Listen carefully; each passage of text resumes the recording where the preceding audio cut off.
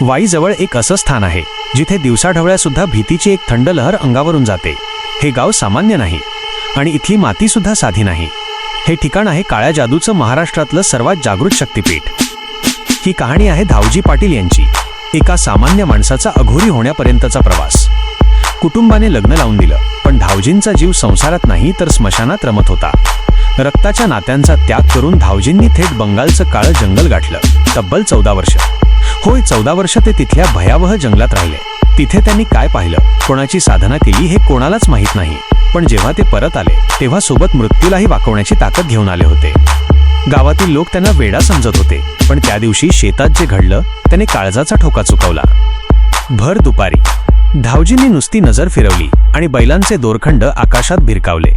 बघता बघता जमिनीवरचे 8च्या 8 धिप्पाड बैल हवेत उचलले गेले आणि चक्रीवादळासारखे गोल गोल गरगरू लागले। विज्ञानाचे नियम जिथे संपतात तिथे धावजींची शक्ती सुरू झाली होती। ती ताकद मानवी नव्हती, ती शक्ती पलीकडची होती। 18व्या शतकात देवीच्या आदेशाने त्यांनी स्वतःहून जिवंत समाधी घेतली, पण आजही सुरूर गावात गेल्यावर छातीत धडकी भरते। समाधीवर वाहिलं जाणारं कोंबडीचं ताजं रक्त, जळणारी चिलीम आणि लिंबू मिरच्यांचा पडलेला खच हे सांगण्यासाठी पुरेसा आहे की धावजी पाटील आजही तिथे आहेत। शत्रूचा विनाश असो, वशीकरण असो किंवा अंगातली भूतबाधा, लोक इथे येतात ते शेवटचा उपाय म्हणून। हे स्थान श्रद्धेचं आहे की काळ्या जादूचं, हे ज्याचं त्यानं ठरवावं।